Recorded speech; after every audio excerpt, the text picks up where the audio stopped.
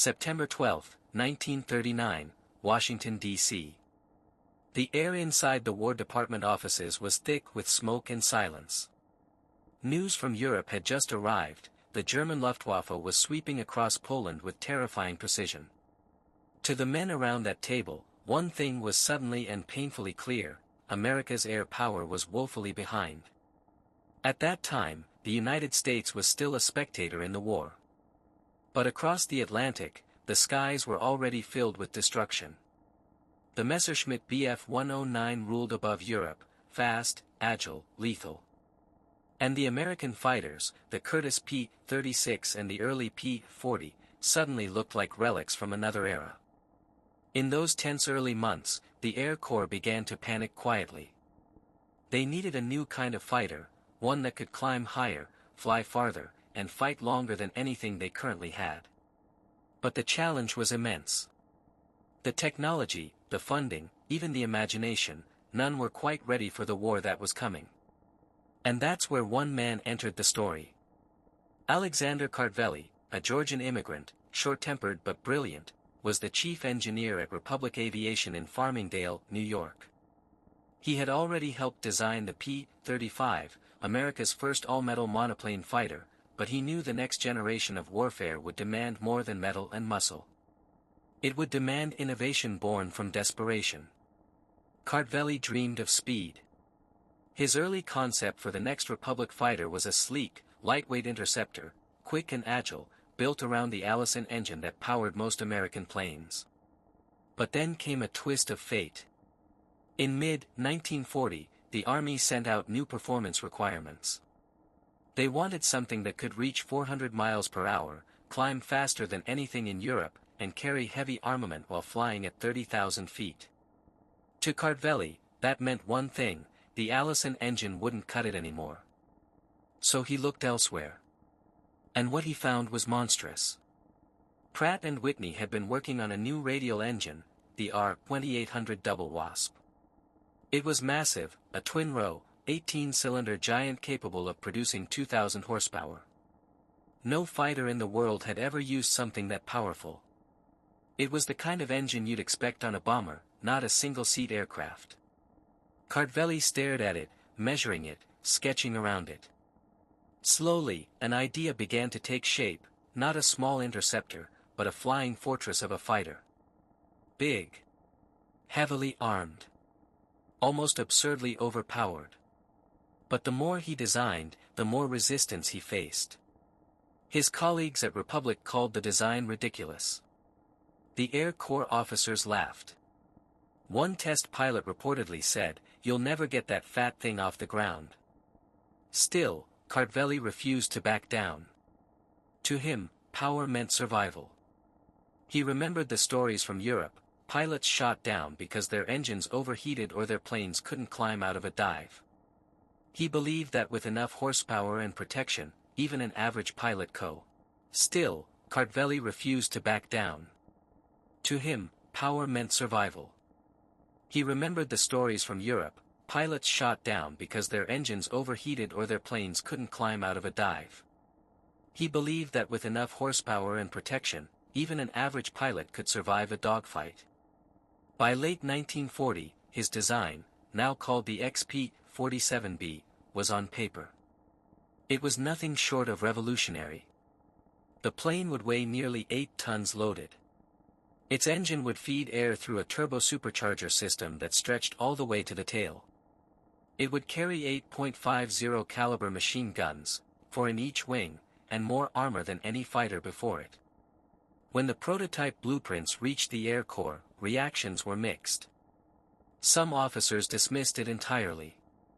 Others were quietly intrigued. But in December 1940, with Britain fighting for its life and the Luftwaffe bombing London nightly, the War Department made a decision. They approved the build. And so, in a modest hangar in Farmingdale, Republic Aviation's engineers got to work. They didn't know it yet, but they were creating one of the most powerful, and misunderstood, machines of the war. As the first rivets were driven into metal, the world around them was spiraling into chaos. France had fallen. Britain stood alone. And across the ocean, America's factories were awakening from their long sleep of peace. To the public, it was still a distant war. But inside that hangar, the future of American air power was already humming to life, one blueprint, one bolt, and one bold idea at a time. No one called it a legend yet. To most, it was just a strange, overweight experiment, a jug of an airplane. But Kartveli saw something else entirely. He saw the storm that was coming. And he was building thunder to meet it. May 6, 1941, Farmingdale, New York. The morning air was sharp, carrying the smell of oil and hot steel. On the Republic Aviation Airfield, a crowd of engineers and mechanics stood in nervous silence as the ungainly XP-47B prototype rolled toward the runway. It was massive, almost comically so. The mechanics who had worked on slender fighters like the P-40 could hardly believe this hulking brute was meant to challenge Germany's sleek Messerschmitts.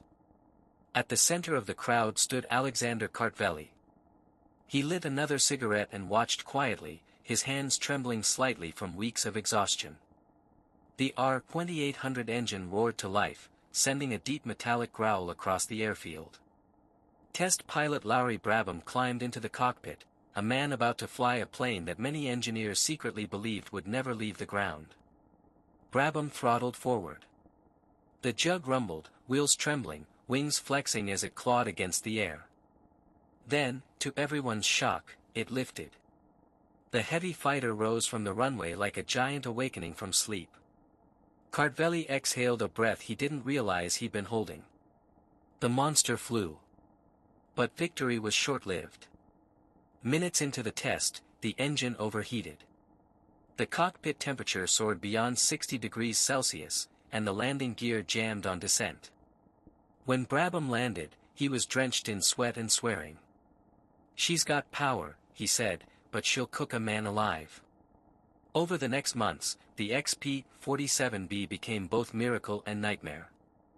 Its turbo-supercharger system, a maze of pipes and ducts stretching through the fuselage, gave it unmatched high-altitude performance, but it also made the aircraft brutally complex. Mechanics cursed it. Pilots doubted it. Some officers even suggested canceling the entire project before it wasted more steel. Yet Kartveli pressed on. He refined the cowling to improve airflow. Engineers reinforced the landing gear. And with each flight, the jug became a little more stable, a little more disciplined, like a wild beast slowly learning to obey. By the end of 1941, the Thunderbolt had transformed from an oddball prototype into a serious machine. It wasn't graceful, but it was tough. It could dive faster than any Allied fighter and recover cleanly where others would tear apart. The R-2800 engine, once temperamental, was proving to be a masterpiece of brute force. Then the world changed overnight. December 7, 1941, Pearl Harbor. America was at war. And suddenly, the jug was no longer an experiment, it was a necessity. Republic Aviation received orders to push the design into mass production. Engineers worked through nights, modifying every inch to make it combat-ready. Armor plating was thickened. Gun mounts were reinforced. Oxygen systems were reworked for high-altitude bomber escort. Still, doubts persisted. Some within the Army Air Forces mocked it as the flying milk jug. Others compared it to a bulldozer with wings. Pilots preferred the sleeker P-51 Mustang or the nimble Spitfire. The jug was something else entirely, a brute built to brawl, not dance. But Kartveli believed its true strength had yet to be seen. He reminded every test pilot who complained, "It's not about how she looks. It's about how she fights." By mid-1942, production ramped up. The P-47B variant rolled off the line with its signature 8.50 caliber Browning machine guns, the heaviest armament of any Allied fighter. In the sky, those guns spat fury, shredding through steel and armor alike. Still, early combat tests revealed flaws. Range was painfully short, barely enough to escort bombers deep into France. The jug's immense weight made takeoffs tricky and landings brutal. Many pilots feared its size would make it an easy target. Yet, for all its flaws, one truth became undeniable: the Jug could take punishment like nothing else in the air. During test runs, one aircraft returned with gashes across its fuselage, a cylinder blown, and an entire control surface missing, and it still landed. Mechanics stared at the wrecked machine in disbelief. It wasn't supposed to survive that. But it did. The Jug was beginning to earn respect the hard way. When the first Thunderbolt squadrons deployed to Britain in early 1943, the men who would fly them still weren't sure what to expect. Some called it the flying anvil. Others just laughed. But deep down, Kartveli smiled. He knew what was coming. Because in war, speed fades. Glamour fades. But strength, true, unbreakable strength, endures. And soon, the world would learn that the Jug's bulk wasn't its flaw. It was its armor. Its shield. The very thing that would make it unstoppable once the shooting began. February 4, 1942, Republic Aviation Test Field, New York. Snow blanketed the tarmac, turning the airfield into a sea of white and metal. Mechanics moved slowly under the cold wind, tools clinking, breath visible in the air. The war had reached America now, and every mistake cost time, and time was blood. In the hangar, the XP-47B sat in silence, massive and scarred from months of testing. Engineers had patched bullet-sized holes where metal tore from stress tests. Oil stains marked the floor like battle scars. The Jug had flown dozens of times, each flight a small victory against doubt. But every time, it came back with a new list of problems. Turbo failure. Overheating. Oxygen leaks. Landing gear collapses. Most engineers would have called it cursed. But to Alexander Kartveli, it was evolution, raw, painful, but necessary. He stood by the engine, running his fingers along the riveted cowling. "She's not a failure," he muttered, "she's learning." That morning, a young test pilot named Mike Ritchie prepared to take the Jug up again. He was fearless, known for pushing aircraft beyond limits, and that was exactly what Kartveli needed. The flight plan was simple: high-altitude stress test, dive test, gunnery simulation. But in the Jug, nothing was ever simple. At 10:47 a.m., the engine roared awake. The snow scattered from the runway as the Jug accelerated, wheels hammering against ice. Then, in a moment that never failed to awe the ground crews, it lifted, smooth and steady, climbing into the gray sky. From the control tower, engineers watched as Ritchie pushed the Jug higher. 10,000 feet. 15. 20. At 30,000, the air thinned, and the R-2800 thundered with a deep, mechanical growl. The turbo supercharger kicked in, a sound like thunder trapped inside metal lungs. Then came the dive. Ritchie pointed the Jug downward, throttle open. The air screamed around the fuselage. At 500 miles per hour, most fighters would shudder, lose control, or tear apart completely. But the P-47, it stayed steady. The stick trembled, the wings flexed, but the plane held its line. When Ritchie pulled up, he radioed in one word that made every man in the tower freeze. Stable. It was the first time anyone had ever said that word about the Jug at terminal velocity. After landing, Ritchie walked to Kartveli, face red from windburn but eyes alight. "She's not pretty," he said, "but she's got claws." That moment marked a turning point. The engineers doubled down. They fine-tuned the cooling system, replaced ducting materials, and reworked the turbo piping to prevent overpressure failures. Test flights became more confident, more aggressive. Every time the Jug went up, it came back stronger.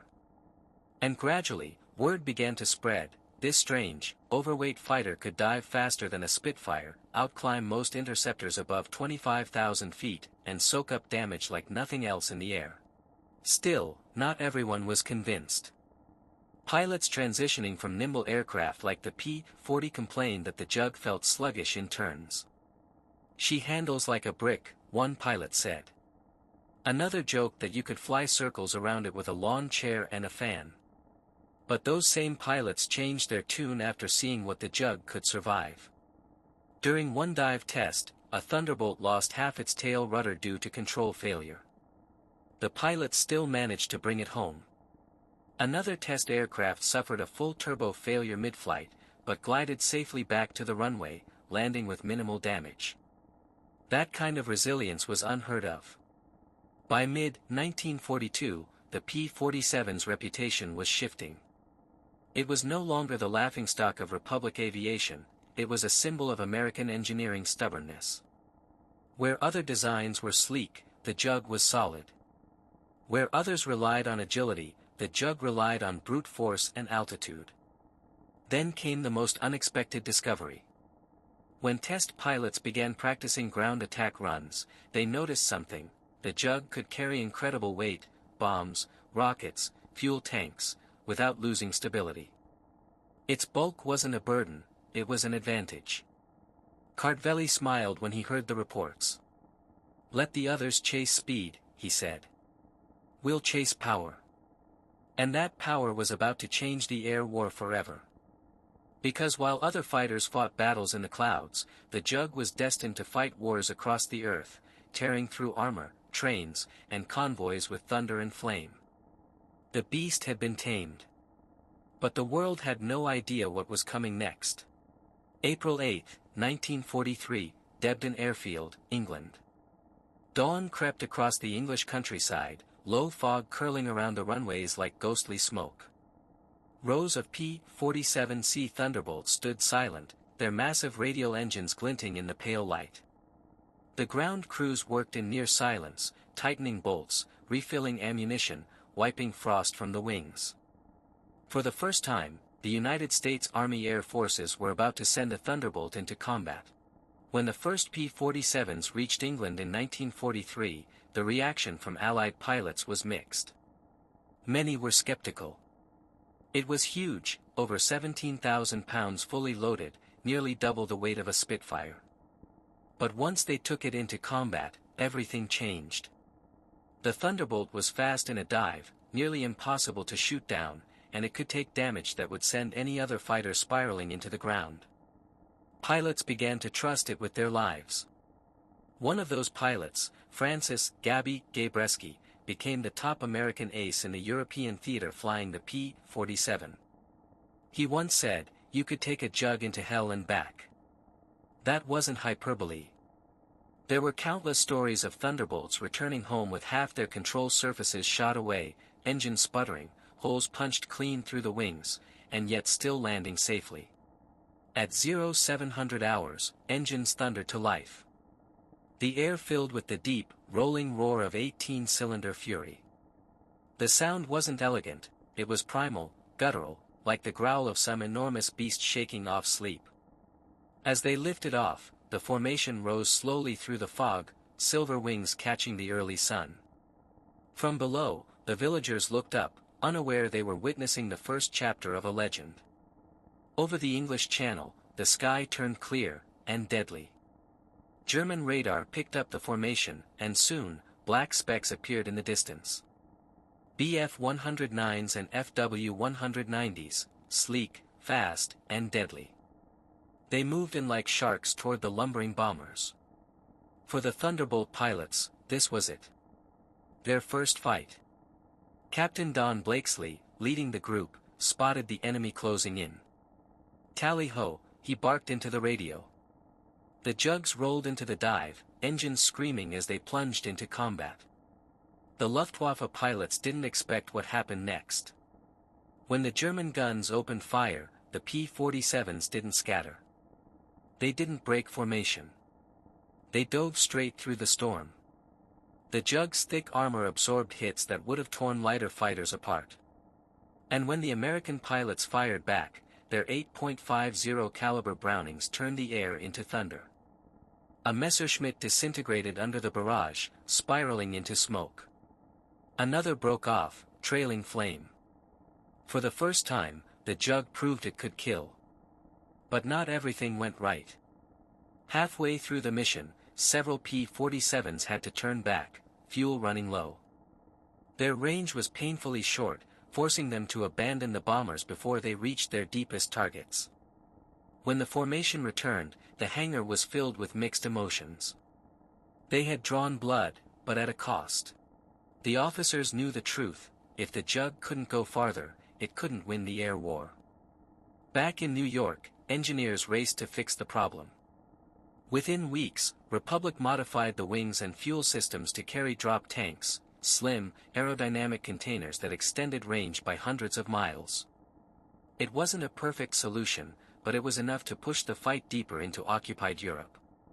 By late summer, the Jug was flying missions over Belgium, the Netherlands, and Western Germany. Pilots began to realize something extraordinary: the Jug didn't just survive, it dominated. Its turbo-supercharged engine let it dive faster than German fighters. Its firepower could shred a train, a tank, or a Focke-Wulf in seconds. And most importantly, it brought its pilots home. One pilot, Robert S. Johnson, was hit over France, his canopy shattered, fuel tank punctured, controls half dead. He was attacked again and again by a German ace, who fired hundreds of rounds into his crippled Jug. When the German finally ran out of ammo, Johnson somehow leveled out and limped back across the channel. The plane looked like it had been chewed apart by war itself. But it flew. That story spread through every airfield in Europe. Suddenly, pilots wanted the Jug. Mechanics trusted it. The mockery stopped. By the end of 1943, the P-47 had earned its place. It wasn't elegant. It wasn't graceful. But it was unstoppable. The Luftwaffe learned to fear the deep, rolling sound of the R-2800. Whenever that thunder echoed over the clouds, German pilots knew the Jug was near. And for the men flying it, that sound meant something else entirely. It meant home. January 1944, England. The war had shifted. The Allies were no longer on the defensive. Across the Channel, millions of men and machines gathered in secret for what would become the largest invasion in history. And in the skies above, the P-47 Thunderbolt was about to evolve into something far deadlier. By now, the Jug had proven its worth, but it was far from perfect. Pilots still complained about range. Commanders needed a fighter that could escort bombers all the way to Berlin and back. Without it, the air war would bleed the 8th Air Force dry. So the engineers at Republic Aviation got to work. They stretched its wings, expanded its fuel capacity, and fitted it with new drop tanks. The result was the P-47D, a beast reborn. It could now fly over 800 miles, climb higher, dive faster, and fight longer than before. But numbers alone didn't tell the full story. The pilots had changed too. Gone were the skeptical rookies of 1943. The men flying the Jug now were hardened veterans, calm, relentless, and quietly proud of the aircraft that had kept them alive. March 6, 1944, Berlin. For the first time, the U.S. bombers were striking the heart of Nazi Germany, and the P-47s were with them. Over the radio, the voices of the bomber crews crackled with relief: "Little friends at 9 o'clock, Jugs, thank God you're here." The Luftwaffe threw everything it had. Dozens of Messerschmitts and Focke-Wulfs dove in, desperate to stop the bombers before they reached the city. The air turned into chaos: smoke trails, tracer fire, and the echoing roar of engines clawing for altitude. The P-47s dove straight into the fight. Their 8 Browning machine guns unleashed blinding streams of lead. German fighters disintegrated in midair. The Jug's massive frame absorbed punishing hits, its pilots shrugging off damage that would have killed anyone else. By the end of the day, American bombers reached Berlin, and returned. For the first time, the city that once seemed untouchable had felt the reach of American power. From that moment on, the tide of the air war changed. Spring 1944, northern France. As D-Day approached, the Thunderbolt took on a new role: fighter-bomber. The same aircraft that once dueled Messerschmitts now screamed low over enemy lines, dropping bombs and unleashing rockets on trains, tanks, and convoys. Its thick armor, once mocked for slowing it down, now made it the perfect ground attack machine. Pilots called it tank-busting, a brutal, personal war at treetop level. They strafed rail yards, tore through supply columns, and left fire and wreckage in their wake. The Germans began to fear the low, thunderous sound of a P-47 dive. They called it the Jabos, short for Jagged Bomber, Hunter Bombers. June 6, 1944, Normandy. As Allied troops stormed the beaches, thunderbolts roared overhead, strafing gun emplacements and blasting coastal roads to cut off reinforcements. Pilots flew sortie after sortie, their planes blackened with soot and sand, their fuel tanks nearly empty with every landing. The Jug wasn't just supporting the invasion, it was shaping it. In the following weeks, as the Allies pushed inland, the Thunderbolt became the guardian angel of the ground troops. Whenever soldiers radioed for air support, the deep growl of the R-2800 engine followed within minutes.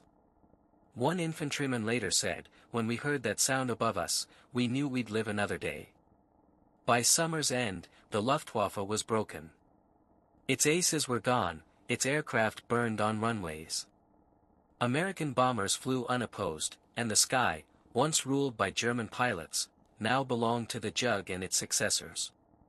The Thunderbolt had transformed from a doubted prototype into the spearhead of air supremacy.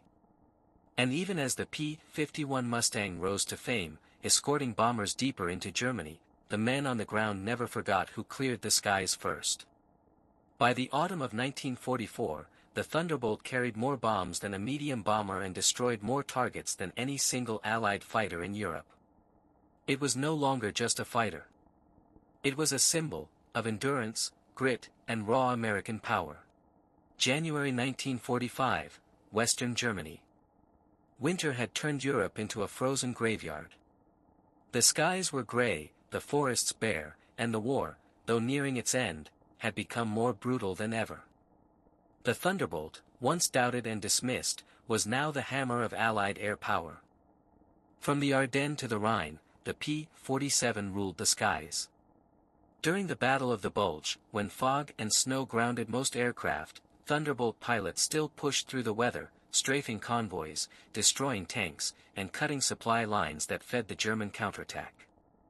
In one desperate week, the Jugs flew more than 5,000 sorties.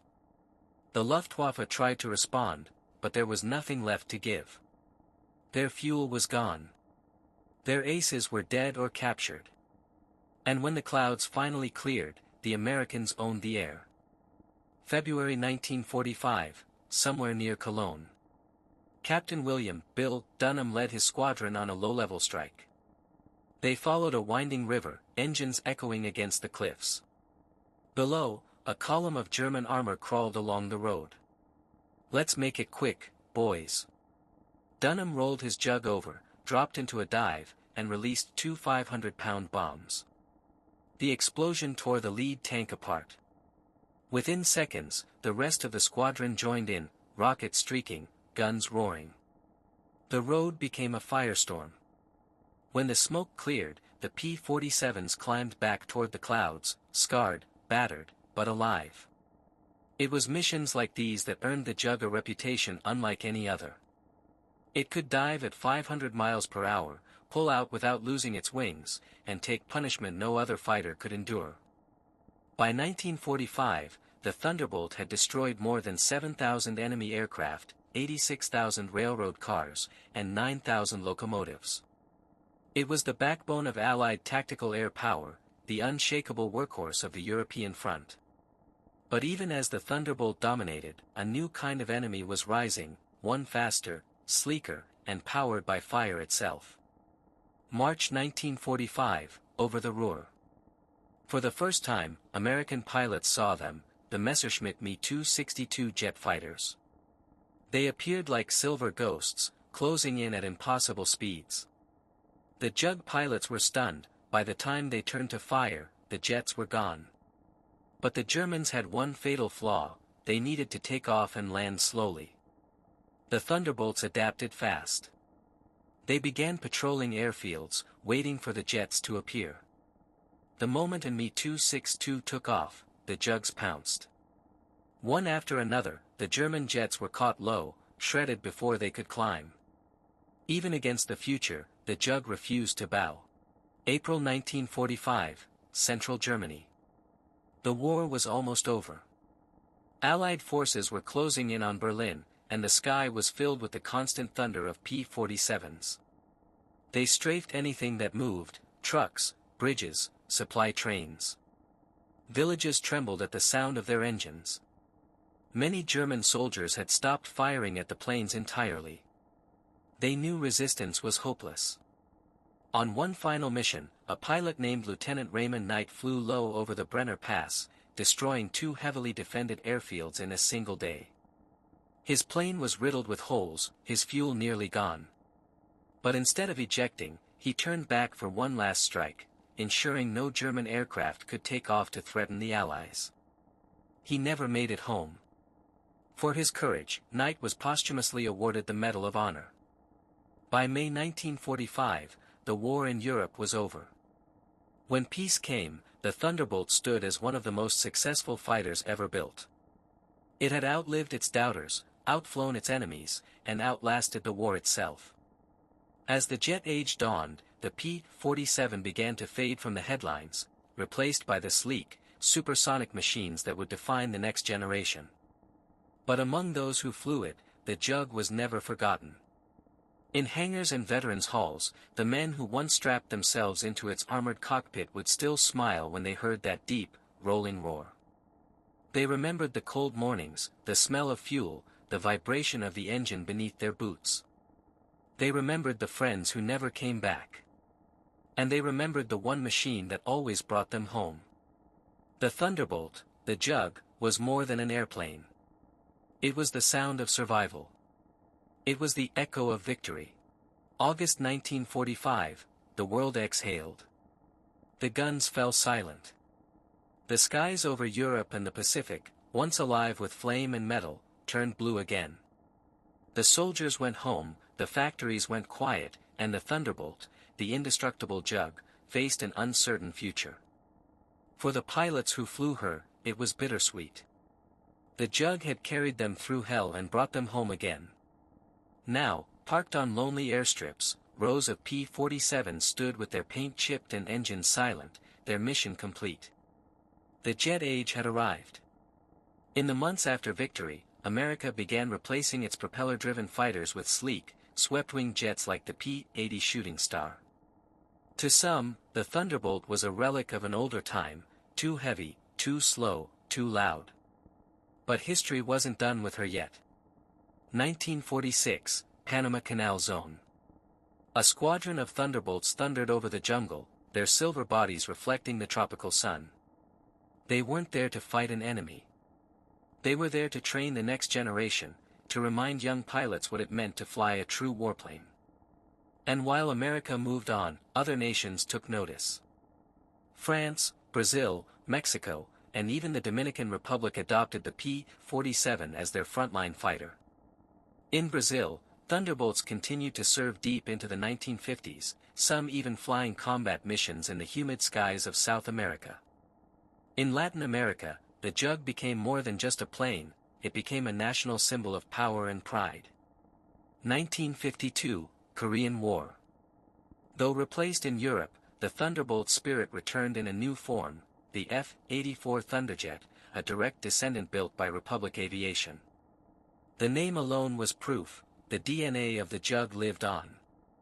The lessons learned from the P-47's armor, power, and dive control shaped the future of jet design. Every engineer who worked on the F-84, F-105 Thunderchief, and even the A-10 Warthog carried the same philosophy: protect the pilot, build it tough, and make it roar. Because in every one of those machines, from the Korean hills to the deserts of the Gulf War, there was a trace of the Jug's bloodline. 1957, Dominican Republic. It was the last combat mission ever flown by a P-47. A squadron of aging Thunderbolts, their paint faded and wings scarred, launched into the sky to put down a local rebellion. When they returned, history quietly closed the chapter. But the legend didn't fade. Decades later, air shows across the world. The rumble of the R-2800 engine could still be heard, shaking the air like a storm trapped in metal. Crowds would fall silent as the old warbird climbed, rolled, and dove just as it had over Normandy or the Ardennes. Veterans would stand beneath the wings, their eyes following the aircraft they once trusted with their lives. One of them, an old pilot named Robert Johnson, the same man who survived hundreds of enemy bullets, once said, "The Jug never failed me. She got me home when she shouldn't have. That's all that matters." And that's how most of them remembered her. Not as the fastest or most famous fighter, but as the one that never quit. The one that took hits, took punishment, and still brought its pilot back alive. The one that thundered low over Europe and carried the hopes of every man fighting below. Today, only a few dozen Thunderbolts remain, restored, preserved, and flown in memory of the men who once climbed into their armored cockpits and didn't know if they'd return. But when they do fly, when that engine roars once more, the past comes alive. For a moment, the sky remembers 1944. And every sound of that deep, rolling thunder reminds the world of what the P-47 truly was. Not just a machine of war, but a testament to endurance, courage, and human will. The Jug still flies. June 6, 1994, Normandy, France. The waves rolled gently against the French shore, carrying whispers from half a century ago. Above the beaches, a lone silver aircraft circled the coastline, sunlight flashing off its wings. It was a P-47 Thunderbolt, restored, rebuilt, and roaring once again over the land it once helped to free. Below, veterans stood in silence. Some raised their hands in salute. Others simply closed their eyes. The sound of that engine, deep, rolling, unshakable, brought everything back. For them, it wasn't just noise. It was memory. It was the thunder that covered their advance through France. The roar that broke the German lines. The heartbeat of victory. 50 years had passed since the Jug first took flight into war. But the story hadn't faded. If anything, it had grown louder. Because the Thunderbolt wasn't built to be beautiful. It wasn't made to impress. It was made to endure.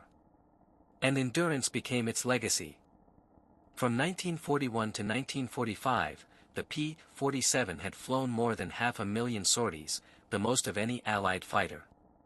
It destroyed thousands of enemy aircraft, tanks, and trains. But behind every number was a man, a pilot who strapped himself into an 8-ton machine of steel and fury, and trusted it with his life. Many didn't come back. But those who did never forgot the one thing they all agreed on. The Jug brought us home. Decades later, historians would call it one of the most rugged aircraft ever built. Engineers would call it a masterpiece of wartime design. But the men who flew it, they called it something else entirely. They called it family. Because when you flew a Jug, it wasn't just the plane's strength that mattered. It was the bond between man and machine, a connection forged in fear, smoke, and survival. 2004, Oshkosh Air Show, Wisconsin. An old veteran leaned against a fence, watching a P-47 taxi across the tarmac. His grandson stood beside him, wide-eyed as the engine roared to life. The old man smiled faintly. "That sound," he said softly, "that's the sound of freedom." When the plane lifted off, the crowd cheered. But for him, it wasn't a performance. It was remembrance. Every roll, every climb, every pass through the sunlight was a salute, not to war, but to the courage it demanded. And as the Jug banked toward the horizon, its shadow stretched across the field, heavy, proud, eternal. Today, in museums and skies around the world, the Thunderbolt lives on. In Duxford, England, one still bears the scars of combat, its bullet holes patched but visible, its paint faded by time. In airshows across America, restored Jugs still thunder over the crowd, leaving children staring and veterans quietly wiping tears. Each flight is more than a display. It's a resurrection. Because when the propeller spins, when that unmistakable growl fills the air, the world remembers not just the machine, but the men who gave it meaning. The farm boys who became pilots. The mechanics who worked through the night. The engineers who refused to give up. And the ones who never made it home. Their stories live in every rivet, every dent, every echo of that mighty engine. The Thunderbolt was not the prettiest, nor the fastest, but it was something far greater, it was unyielding. And that, in the end, is what won the war. The Jug's thunder has long faded from the battlefield. But in every museum hangar, every commemorative flight, and every heart that remembers what it took to win freedom, that sound still lingers. A low, rolling rumble across time. A reminder that even when the world burns, courage can still fly. The Jug may rest. But its thunder will never die.